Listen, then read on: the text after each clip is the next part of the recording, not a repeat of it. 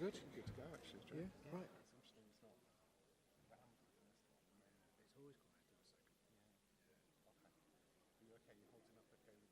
Fine. Voice is fine. Yeah, I've got water. There's no cup, but I've just been drinking it out of the bottle. So that's fine. Oh, good. Right, cheers. I'll start then. They're going to come in a bit. Yeah. If they don't turn up, just go and prod Louise, but they should be fine. Great.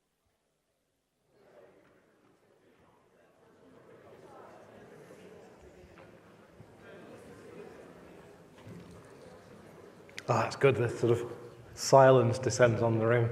Hi everyone, I'm Drew Tarmy. I'm head of admissions for the medical school in Manchester. It's really nice. The first lecture was absolutely rammed. It was really busy, but the second talk's normally much quieter, so it's nice and relaxed and you're not as hot. I will talk to you for about 25-30 minutes, and then we've got some of our student ambassadors coming in so that you can ask them questions.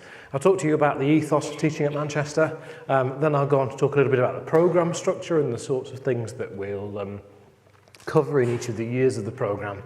Then I'll talk about admissions and selection and how we select people, how we use selection tools, how we use your A-level results, and I'll talk to you a little bit about interviews, the application and decision-making process. I've been talking quite a lot, and actually my voice keeps going today, but hopefully it will hold up for the duration of the talk, with the odd cough in between.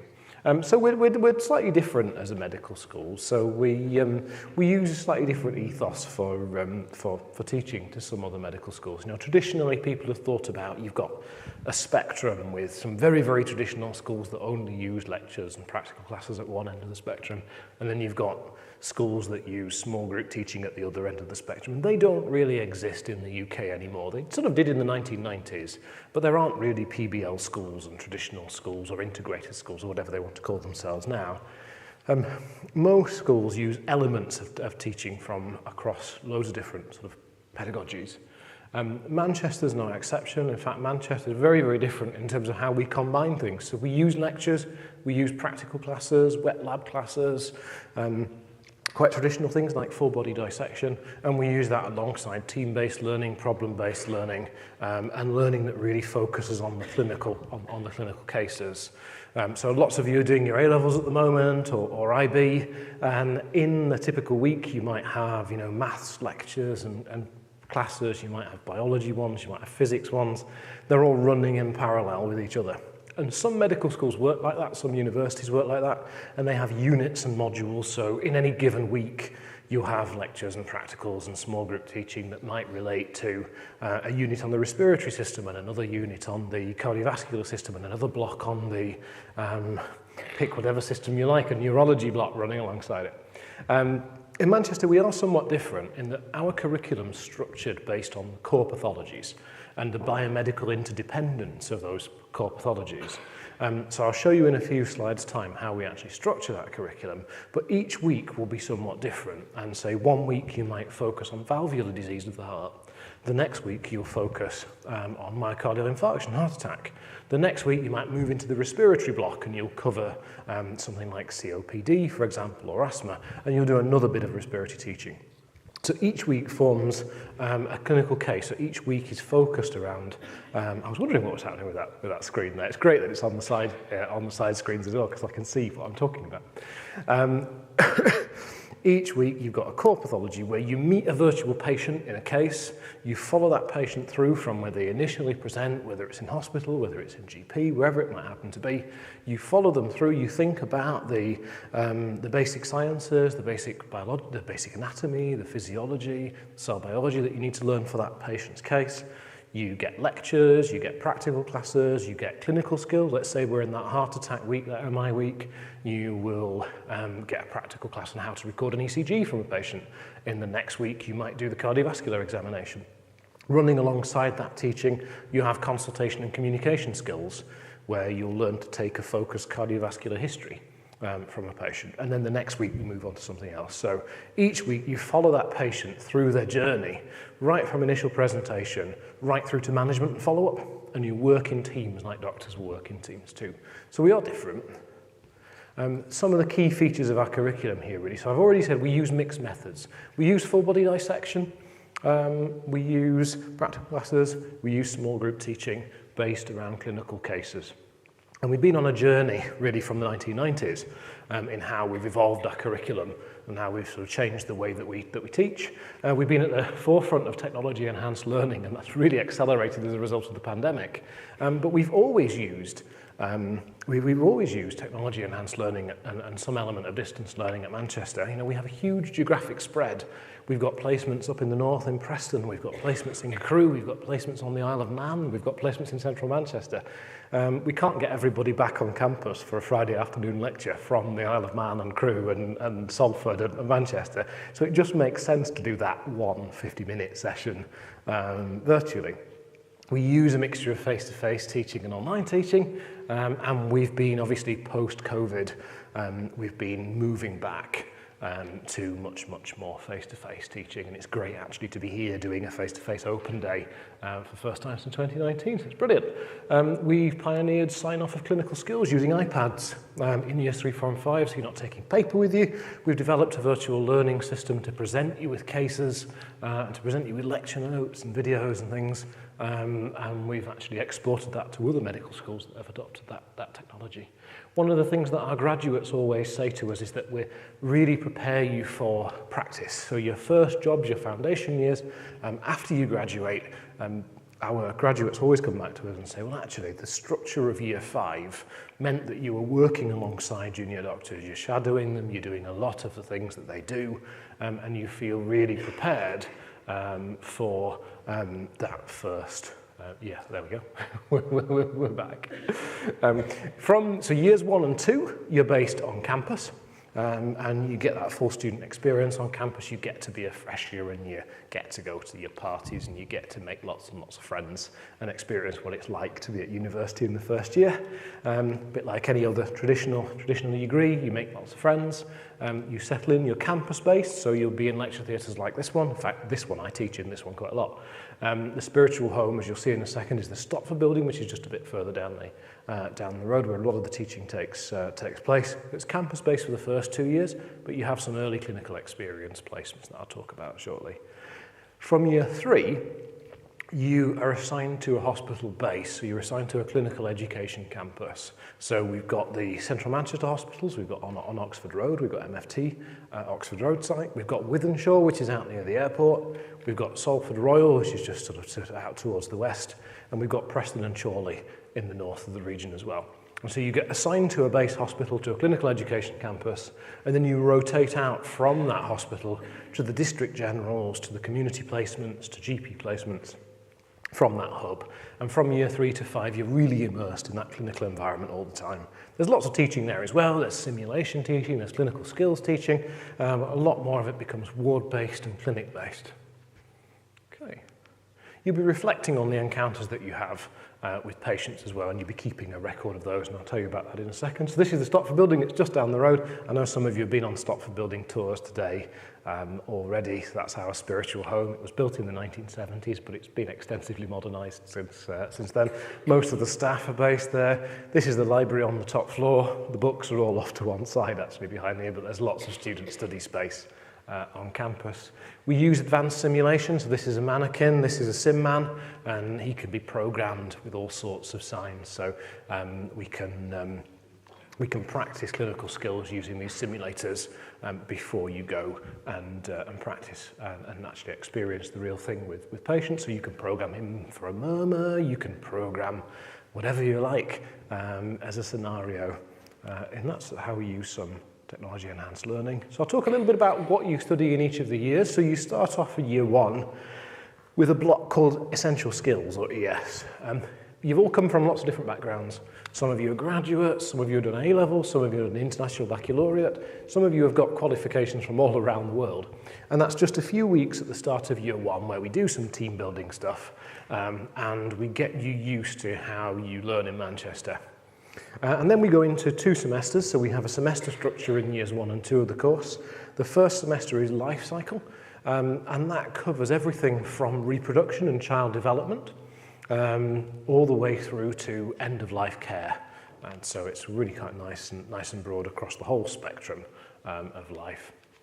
Cardiorespiratory fitness, some of those cases that I mentioned earlier on. It's got a lot of the cardiology and a lot of the respiratory cases. So cardiology, everything from valvular disease, MI, through to the respiratory. So you'll be studying things like asthma and COPD. And dare we mention it, COVID, in year 1 of the program there. We've also got ECE that I touched on before. ECE is early clinical experience. So although the bulk of the clinical contact that you get on the Manchester degree comes in years 3, 4 and 5, you have GP and hospital placements in years 1 and 2 as well, so that you can make links with those placements and you can have a GP visits and you can have your hospital visits so that you can really put what you've been learning into practice. We also use lots of simulated patients and patients that come into the medical school in years 1 and 2. So simulated patients are actors that are trained to behave in a way that patients will, so you can practice with them, you can practice communication skills in really, really small groups with simulated patients alongside the clinical skills teaching that you get in year 1 and 2 too. On to year 2, we've got mind and movement. So mind and movement covers a lot of the basic neurology and neuroscience through to introductory psychiatry. It's also got lots of musculoskeletal teaching in it as well. So you look at musculoskeletal injuries, you look at everything from dementia through to schizophrenia, for example. And then we go into nutrition and metabolism. So nutrition and metabolism covers the alimentary system or the digestive system. So you look at things like stomach ulcer, gastric ulcer, duodenal ulcer. You will look at a little bit of endocrinology there, so things like thyroid dysfunction. We'll look a little bit at the renal system, things like the prostate, for example. And then we'll go into, obviously we've got ECE in year 2 as well. And then we'll go into year 3, where you go out to your clinical education campus, and we've got a lot of the general medical and surgical placements organised into year 3, so things like cardiology, respiratory, kind of all the bread and butter core specialty stuff. Into year 4, we've got the more specialised things like dermatology, bit of neurology, that sort of thing. I'm not going to talk too much about them because 2 of my student ambassadors who are coming are in a little bit later on today, are in year 4 and year 5, so they can tell you a little bit more about the placements that they've had over the last couple of years. And they can tell you a little bit more about preparation for practice. So I need to remember to ask them about exactly what they've done there. Personal and professional development, so there's this theme of PPD that runs across the curriculum, right from year 1 through to year 5, and you're writing short reflective pieces, so you're being assessed. You're writing reflective pieces on the encounters that you've had with patients, the skills that you've learnt, and how you're developing those, so you're keeping a record of those in a portfolio. I'll talk a little bit about assessment. So assessment each semester is by a multiple choice single best answer examination at the end of each semester, called a semester test. So you, for example, do one at the end of life cycle and one at the end of cardiorespiratory fitness. You'll also have a clinical competency assessment, or an OSCE. You've probably heard of multiple mini interviews, which is how we interview students for medicine. You have a series of it's a bit like interview speed dating. Basically, what you have is you have a station, you go into that station, and an interviewer asks you a question, go out of that into the next one, an interviewer asks you a different question. The assessments that we have here follow that model. And that's where they were developed from, actually. So what you do is you go into one station, you might be asked to examine a patient. And then you go into the next station, you might be asked to take a history from a patient. Into the next one, you might be asked to perform a practical skill. Okay? So that's how some of the assessments work. You'll also be engaging with research across the whole of the program, right from year 1, right through to the end of the program. So you'll be doing literature projects. We're quite an academic medical school in year 1 and year 2, so that you can refine your writing skills. You'll prepare a scientific poster as if you're going to a conference. You'll do some extended writing, write a sort of little mini thesis in year 2. Then in years 3, 4 and 5, you'll be doing your own research. So in year 3, you'll be doing your own research, and that might be laboratory-based, that might be out in the community, that might be something clinical. And as we go into year 4 and year 5, that develops a focus on quality improvement, QE, projects where you're thinking about pathways, where you're thinking about improving service delivery, where you're doing more audit work there. Excuse me. You'll also be signed off, I forgot to mention there, you'll be signed off on your clinical skills. You'll also have to write a series of case reports as well. Those are assessed. Now we're on to admissions. So how do you get into medical school, and how do you get to do that? Aptitude testing is really important. Perhaps the single most significant thing that you can do to improve your chances of getting an interview for medical school is to concentrate on that UCAT score. Obviously, you need your A-levels and your GCSEs as well, but UCAT score features really prominently in our selection process. I'll tell you about that in a second. Work experience, we get asked lots of questions about work experience, and all medical schools and dental schools as well. We've been on a bit of a journey over the last, 15 years really, but that's accelerated over the last 2 years because due to COVID, it's been really difficult to get lots of hospital and GP work experience because of the pandemic. And also we focused really on why we want you to do work experience. And I always get asked questions about how much is enough. Do I need to do more? I've done this, this, and this, but do I need to do something else? And people get really worried about their work experience. And I'm probably here to tell you to chill out a little bit about your work experience. You need to go back to thinking about, well, why do we ask you to do work experience? And the main reason is to make sure to yourself that you're applying for the right career, the right course, to make sure that you know a little bit about the program, to make sure that you know about the career that you're letting yourself in for. So typically students would volunteer in care homes, they'd volunteer with disabled adults and children, they'd maybe do some shadowing work in a hospital or a GP practice. Over the last couple of years, we've got online work experience as well. So we'll send you a form as part of your application process, and you can tell us about your face-to-face work experience and your online work experience. We don't prefer either over the other. There's lots of them out there. So, for example, the Royal College of General Practitioners has got some really excellent online resources. Coming to open days and things as well. So some of you have visited the medical school, you've taken part in some clinical skills demonstrations, you've talked to us, you've talked to current students. That's all useful stuff in preparation for your application. We don't score your work experience. We don't score your work experience prior to interview, so you'll be interviewed without us having looked at that work experience, but it will form one of the interview stations in your multiple mini interview. So there's one of 5 stations that you know what it'll be about. It'll be about your work experience and why you're applying to Manchester. So you'll write it down on a form, and your interviewer will discuss that experience with you. Okay, entry requirements. Like most medical schools, our standard entry requirements are AAA at A level. If you're doing the International Baccalaureate, that's 37 points, 766 at higher level. We do need a 6 in English language specifically, a maths, and that's a B in old money. And again, 7 GCSEs at grade 7, which was A or A star before. I appreciate that many of you have already chosen your A-level subjects, but if there's anyone here that's still thinking what to do, then we require biology or chemistry plus a second science or a third subject if you're doing both biology and chemistry. We don't have favourite subjects, doesn't matter. We need the 2 sciences. But if you're thinking about applying to other medical schools as well, I know some of them have relaxed their entry requirements in recent years around chemistry and biology. Others haven't, so if you want to keep your options open, then doing biology and chemistry is still a really good idea if you're thinking of applying to medical schools. Keep your options nice and open. And UCAT, which I'll talk about in a second. Personal statement. Here are our medical students. We've got 3 people this time. Excellent. So I've called it personal statement, which is a bit of a misnomer really, because we don't read your personal statement. Gasps of horror from the audience. I've got 3,500 applicants. I can't physically read 3,500 personal statements. So what we do is we will send you a separate form once you've applied. So you apply to us, we send you a non-academic information form, which is basically a structured personal statement. And that's the thing that we'll use at interview. So one of our interviewers will have read it, and they'll be asking you some questions on it. If you're writing a personal statement for some other medical schools, some use the personal statement, some don't. It's okay, you haven't wasted your time writing a personal statement. You can copy and paste bits into this expanded form that we'll send you.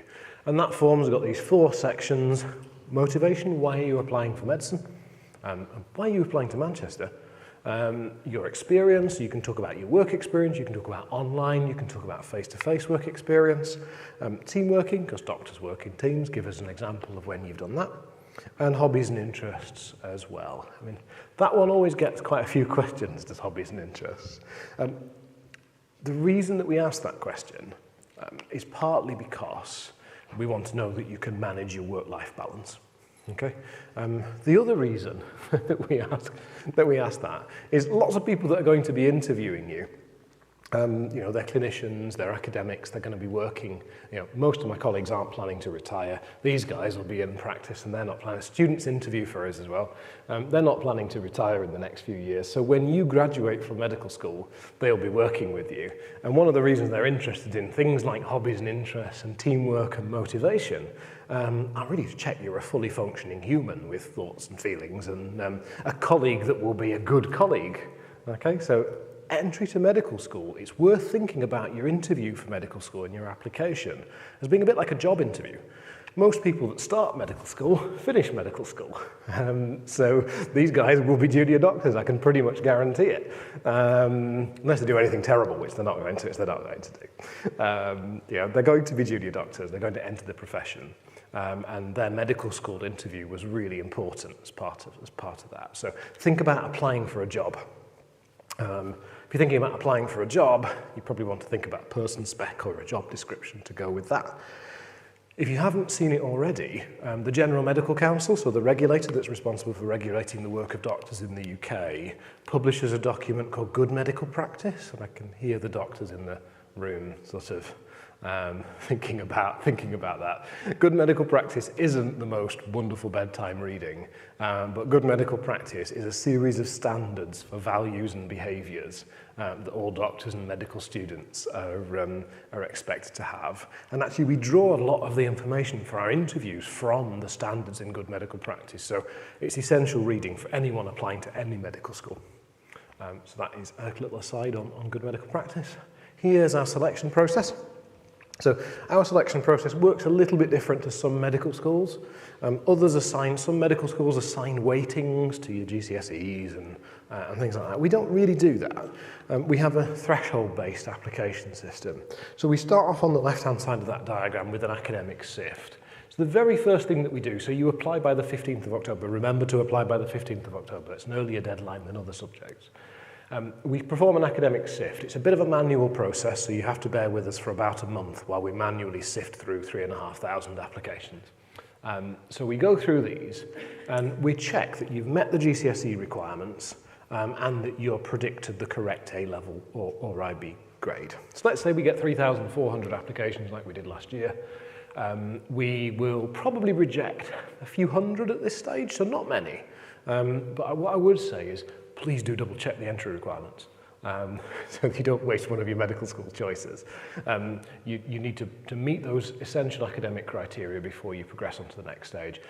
If you're not sure about all of our entry requirements, obviously they're on the website, you can ask us. And if you're not sure about the other schools, rather than trawling through 30-odd, 40-odd different websites, if you go to the Medical Schools Council website, the Medical Schools Council website has a list of all the entry requirements for all of the medical degree programmes in the UK. You can get that as a PDF or on that website. So providing you meet the academic criteria, so your predicted 3As or your contextual offer, and you've got the GCSE requirements, you go through to the next stage. And we take your UCAT score, so we use your cognitive scores as an average, and we use your situational judgment test man score, and we rank all of our applicants in order. And we're aiming to interview, so historically we've interviewed between 1,500 and about 1,800 individuals. So we're aiming to interview about that number of people, and we'll take the top performers in the UCAT and invite them to interview. And then we'll look, if you were just slightly below the UCAT cut threshold, we will look at your application in a little bit more detail. And for example, we might look at your GCSE grades or the presence of any contextual flags like widening participation flags on the form. If you're not sure whether you're eligible for a widening participation consideration, then have a look on the University of Manchester website. So if you've been to a school or college that has A-level or A-level results below, exam results below the national average, then that might be one thing to look at. Or if you live in a postcode that doesn't send many people to higher education, you can check that on the university website. But we'll consider people at that stage, and invite a few more to interview. We'll be interviewing from December really through to March for some of the last interviews, so it does take us quite a long time to get through such a large number of interviews. We've made the decision already this year that we're going to offer some interviews online and some interviews face-to-face. So you apply in October. By early December or late November, we'll send you an invitation to interview if you're successful in getting an invitation to interview. In that email, there'll be a booking link to book an interview, and you'll be able to choose first come, first served, but you'll be able to choose whether to do it face-to-face or whether to do it online. And they're the same stations, whichever you choose. And then we make offers in batches. We rank our applicants based on their interview score, and we make offers in batches really from February through to March. Okay. And then finally, just a little bit about interviews. I know you've probably fed up of listening to me by now, but just to talk about the interview process itself. So it's a 5-stage MLI. So like I said, it's a bit like interview speed dating. You'll go into a room or a virtual room on Zoom, and you'll have one interview or one candidate in each of those stations. The stations are 8 minutes long. The very, very start of the station, the interviewer will just be introducing the topic, introducing the thing that they'll be talking about, and then you get timing announcements throughout the interview to keep you on track. The interviewers will keep you on track too. And these are some of the things that we'll be checking. So that non-academic information form, that sort of personal statement-like station, where the interviewer has a copy of your work experience and your motivation and things like that. There'll be one station that will be dedicated to that, so they'll be asking you questions about that. They'll be exploring your hobbies, your interests, your motivation for medicine, your motivation for coming to Manchester. So that's one of the interview stations out of 5 sorted. Another interview station out of the 5 will be communication. So we're testing your ability as a natural communicator, your kind of baseline level of communication skills. We're not looking for sort of amateur dramatics or anything like that. What we're looking for is, are you a good communicator? And we'll do that with some role play in some situations. So we might put you in a hypothetical situation. We might have one of our simulated patients pretending to be a patient or pretending to be a colleague in that station. You just have to go into that station and communicate. We'll set you some critical thinking and some problem solving as well. So we might put you in a hypothetical scenario and ask you how you'll deal with that scenario and what you'll do and how you'll respond to it. Most of these stations don't have right and wrong answers. Most of the scenarios, most of the concepts that we discuss at interview, brilliant, that's actually a really good timing announcement for me to move on to the next bit, so cheers. What we'll do is that we'll be looking for the reasoning process that you've gone through. There aren't usually right and wrong answers. There are probably some answers that are more right than others, a bit like a situational judgment test. But there are lots of ways of solving or dealing with the scenarios that we put you in, people are often worried about there being a right answer that we're looking for. We're not. We're just looking to explore something with you at interview. So be yourself. Be relaxed. The Manchester interview is probably one of the friendliest interviews out there. Actually, we are quite relaxed, aren't we, really, in terms of how we run our interviews. So now we've got a bit of time for some questions. I'll ask our student ambassadors to come up. And we've got 2 microphones now.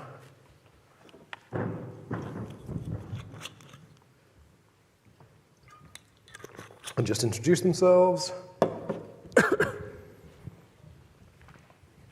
So I'm sure you've got lots of questions that you want to ask. So basically I'll come around the room the first thing to do is to get them to introduce themselves and tell you who they are and what they're doing. Hi everyone, my name is Janis, I'm a 4th year student. I probably met some of you outside at the atrium before. I'm Amna, I'm also a 4th year student. I'm Ella, I'm also a 4th year student and I've been hanging around the atrium as well. Both of us have, so might have met you as well. Brilliant, thanks very much, guys. And we promised that you'd say something about the placements that you've done recently. So why don't we do that one now? Actually, just tell us a little bit about the sorts of specialties that you've been in recently. So my final specialty, just at the end of 4th year, I finished the year off with obstetrics and gynecology. So that was next door at the infirmary. So what that involved was looking a lot of, essentially looking into women's health, looking at cases of, disease of the female reproductive system, but also of pregnancy as well, and following women through their pregnancy and through birth. And that was a really rewarding, very varied placement, I'd say. And that was for a month long. Okay, yeah, my most recent placement was in a GP, so that was quite nice because you do the whole year of kind of rotating through different, like, very specific specialties, and then you go on to have your GP placement, and it's a lot more, like, general, and you kind of get to draw on knowledge that you've, like, learned over, like, my past 4 years, really, and you kind of pick up stuff that you don't even remember that you ever even had in your brain, which is really nice, and you get, like, quite a lot of independence in GP as well, in that they'll send you off and you have your own patients, and you speak to them, you, like, learn about the symptoms, and then you can go on and see how you want to manage them, and you can discuss that then with your GP supervisor. So that was a really good block. Yeah, sorry to be boring, but my last placement was also GP, and the one before that was obs and gynae, so similar to what these guys have already said, but all three of us are currently on our elective at the moment, and we're all doing it in medical education. So what that looks like for me is 3 days in a GP, and then we do some work at the university as well, just planning projects. So yeah, I don't want to repeat what they've already said. So. Brilliant, thank you very much. That's really good. So now you've hopefully thought of some questions. We've got a couple of questions already. I'll go around the room and you can either ask me the question or you can ask any of our student ambassadors. So we'll start at the front. There was one here, wasn't there? You didn't mention intercalation and when that comes in, and if it's if everyone's eligible for it, and where you can do it, and in what subjects. Okay, so you can intercalate you guys intercalate, didn't you actually? One of you intercalate?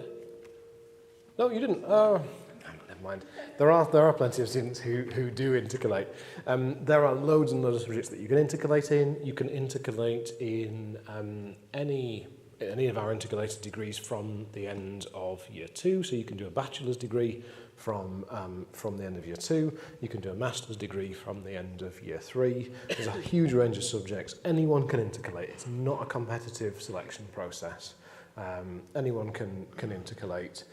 If the program's not available in Manchester, you can intercalate elsewhere as well. But there's just a huge range of subjects, everything from the medical sciences through to there's some sort of biomedical engineering. It's difficult to do it in a language because they tend to be degrees where you've done 2 years of medicine or 3 years of medicine, and from your sort of 2 years of medicine at the start, it looks like I've been given another microphone. Excellent. A roving microphone, brilliant. Then you're basically doing the 3rd year of the degree. So you can do, for example, a medical sciences intercalation, and you've already got 2 years of biomedical sciences knowledge. It's a bit more difficult, and I've had people ask if you could intercalate in maths or physics or a language, but you'd need to have done the earlier years of the degree program to be able to do that. So it's possible to do it in a subject related to medicine, but very difficult in anything else. Yeah. Brilliant. Other questions?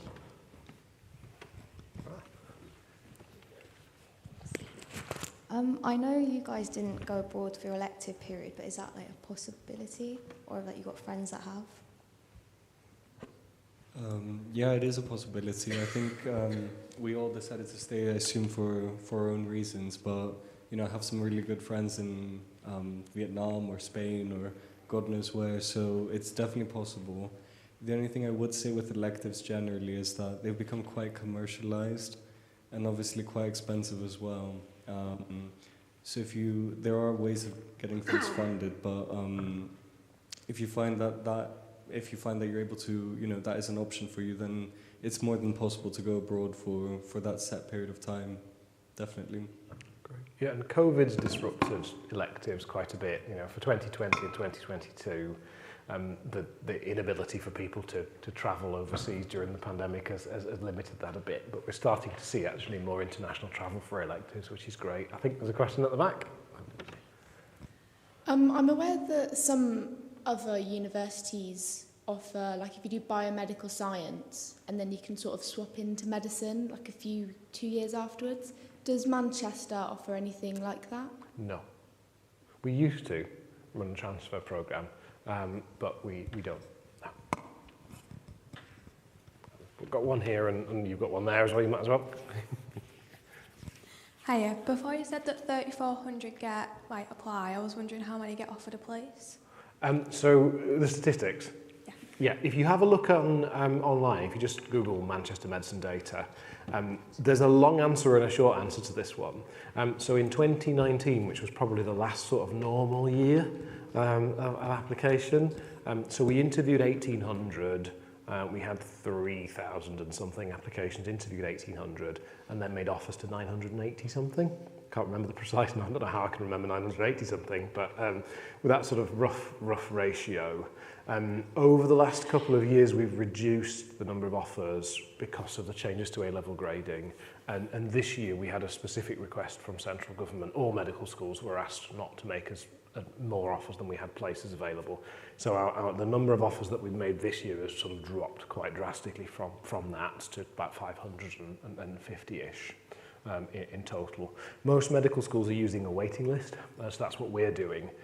So we will ultimately make more offers than that, but we're just having to do it in tranches throughout the summer, as we know how many people accept our offers, and lots of medical schools are doing that. Over the next year or two, I think we should see A-level results, the sort of A-level result profile kind of revert to roughly what it was in 2019, and we should start to see the number of offers that we make creep up as a result of that. So it's actually quite a difficult one to gauge because of the pandemic. Yep. Hi, so you talked about the other widening participation programs. So I found out that through Pathways to Birmingham, I should also qualify for the same things here. How does that work? It's a system called, we set it up a couple of years ago actually, seven medical schools set it up a few years ago, and we were one of the first to be involved. So it's something called UKWP Med, which you may or may not have heard of. So on the UCAS form, you can list activities in preparation for higher education. If you select UKWP Med on that, it all pulls through automatically. And it's just the 7 universities agreed to recognise each other's widening participation programme. Sorry, but at Birmingham, you only needed to get predicted BBB. Is that the same here? We would take our standard contextual offer. Okay. So it would be our standard contextual offer for you. So we give the same, in recognising the other university's WP programme, we would give the same consideration that we would give to our own programme. So you might not get quite the same predicted grades, but it's automatic. Thank you so much. No problem. We've got some more. We'll move across the room. Thanks. This is for the students. I was just wondering how you find the work-life balance, balancing uni work and things you like doing in your spare time. So I think in first year is probably like most relevant to all of you. I think it's relatively easy to keep a work-life balance in first year. Obviously, it is a big jump coming from home and school and things, but you get plenty of time off and you're encouraged to join societies, sports societies, etc. And they're all quite flexible from what I remember about first year, so it's not like you're necessarily tied to a specific society or so there's plenty of time in first year to have that work-life balance, and then you just get used to managing it as you move through the course and it gets a little more intense. But we've been saying throughout the day to all the different students who've been asking this, it's just what you make it. Like, medicine is a massive subject. You just have to learn how to manage that work-life balance so you don't burn out. But it's completely possible here, and there's loads of fun stuff to do outside of medicine. So, yeah, I think it'll be okay. Great. We've got a roving microphone now, so... Just don't expect me to be too quick. That's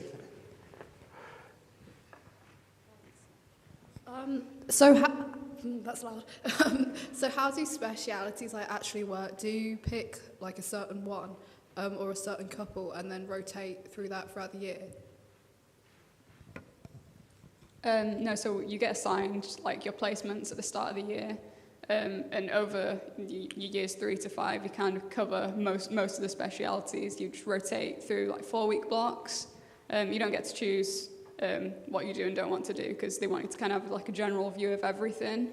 So, some you might not necessarily like, some you'll love, and it just gives you a good idea of what you do and don't like. So you get a good general overview of everything. There's a SSC or student selected component where you can, you can, if you want to go back to one specific specialty, you can, or if you want to explore a specialty that you haven't already done, you can. But as you guys say, actually, the GMC regulates the curriculum, and there are, you can't avoid neurology or psychiatry or whatever you have to cover. You have to cover everything. Yeah, really so if you good do have a particular interest in something, there's like a student selected block at the end of third year. That you can choose if you want to go in something more niche, or if you want to have another go at a placement that you particularly enjoyed. So there is that. Great. Does applying and then deferring for a year make you a less likely candidate? No. This is a really common, thanks for asking it actually, because it's a really common question. It's one of these kind of medical school myths. And yeah, we don't mind. You can either apply for deferred entry. So the surest way of getting deferred entry is to apply through UCAS for deferred entry. We'll run you through exactly the same selection process, exactly the same interview. It's just you'll be going to join us in 2024 rather than 2023. Once you've got an offer, you can ask to defer.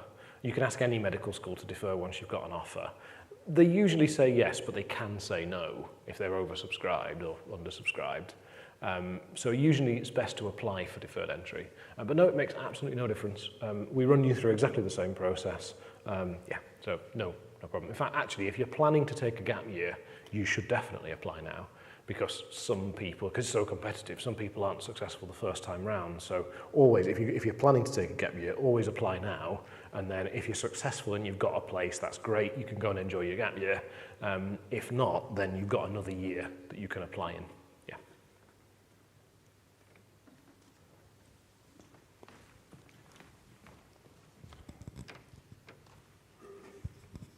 Do you get the same length of summer breaks and other breaks as other courses do?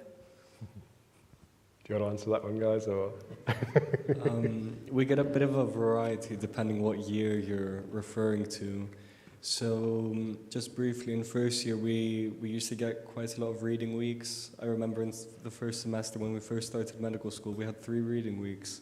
And the summer break was quite generous as well. I don't exactly remember the dates, but it was quite good going.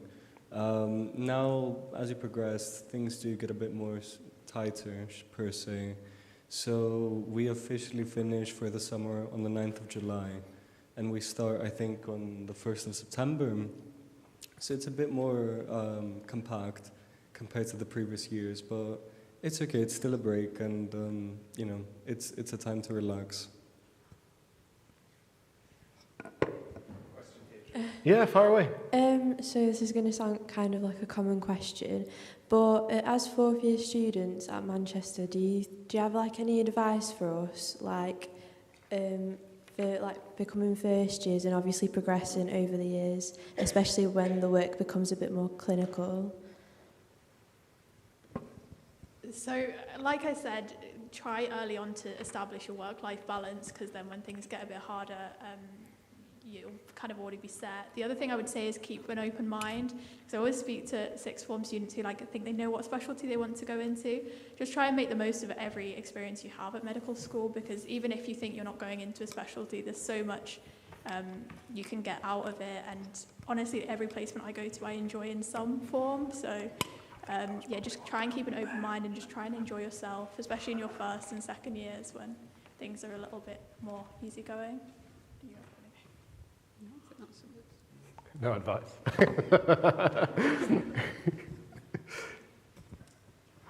Oh God, that is loud. Does Manchester have an active MedSoc, or are most of the sort of societies that you'd participate in be the whole university's one? So we do have a MedSoc who, especially when you're in first year, they put on lots of events, lots of nights out, quizzes, things like that. So they really encourage you to get to know other people. It's really good. And then we also have other special medic societies. So there's lots of medic sports teams. So you have medics hockey, medics football, things like that, as well as just the general uni ones as well that you can join. So it's up to you if you want to mostly be with medics, or you can reach out and be with other people as well. So. Yeah, we had a question earlier on actually in the last talk about that, and I think probably an important distinction is that the way that sort of the social scene of medical school changes a little bit from year 3 to 5 versus year 1 and 2. So the students' union's really active, there's lots of societies, because from year 3 it almost becomes a job, doesn't it, really, that you're sort of doing. So you sort of settle into that clinical apprenticeship, and you're really doing a job, and you tend to move out to be near your base hospital, and you kind of have more of a friendship group there, and you have a sort of traditional campus experience with all the sort of campus sports and societies and activities in year 1 and 2. I mean, some of them carry through, don't they, into the later years, but yeah, it's an important distinction actually. Really good. Do we have anything else, or are we? Oh, there's a gentleman, I think, at the back there. We're okay for time. Where? Sorry, put your hand up. Oh, there, sorry. There we go. Do the lecturers maintain any clinical practices themselves so they keep up to date with evolving standards? Some do. So we've got a combination of academics who are pure academics, who do research work or dedicated teachers.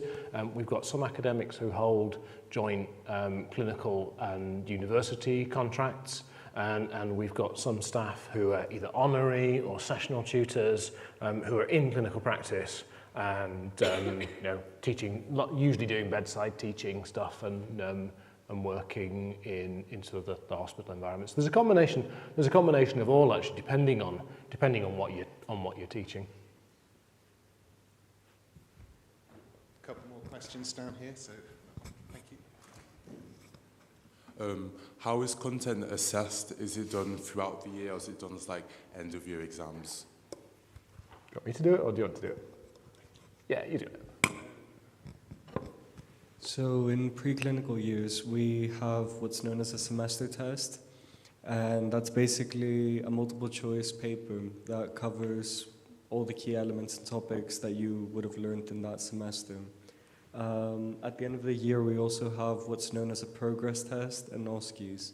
The progress test is a bit of an interesting concept. It's basically an exam which years 1 to 5 all sit at the same time. It's the same paper, so what tends to be the case is that someone sitting in year 1 doesn't really achieve quite a great score, but you'll be doing this paper every single year. Different questions, but the same level of difficulty. And by the time you reach year 5, you'll see, the improvement in your marks and the improvement of your grade.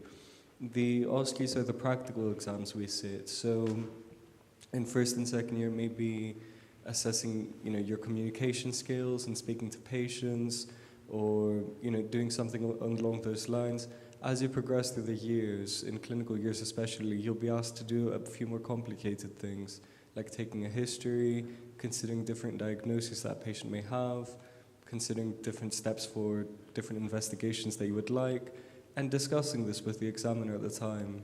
And it's essentially a bit of a marriage between, your theoretical knowledge and also your practical skill work that is being assessed every year.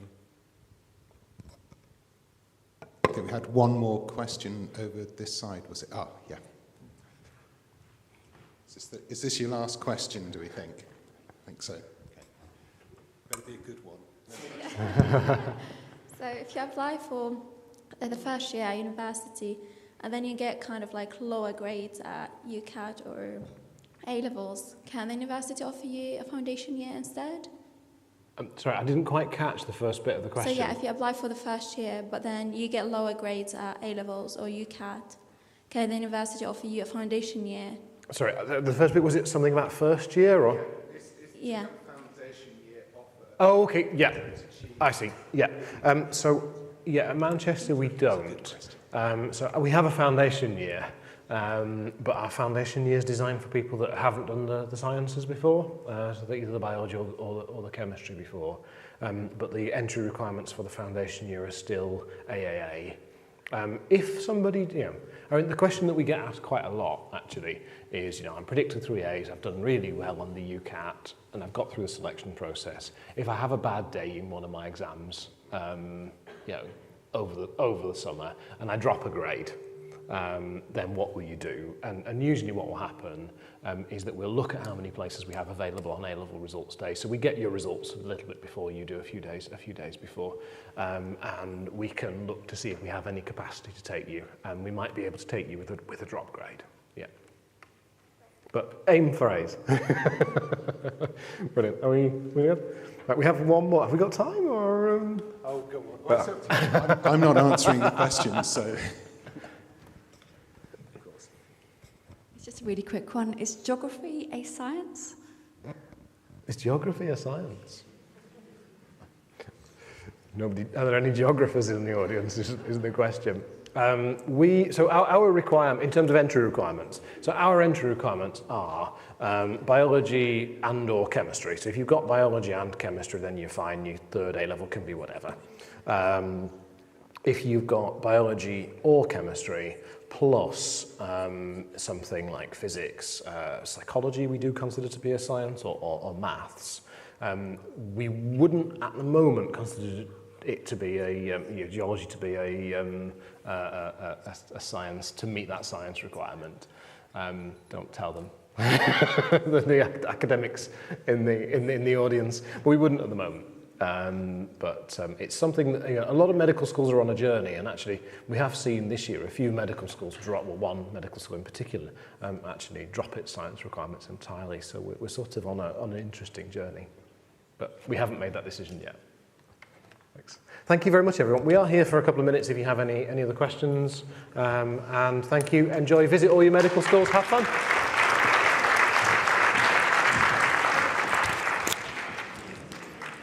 Thanks very much. You can exit either at the top, left-hand side, right-hand side, 2 exits at the bottom as well. Thank you.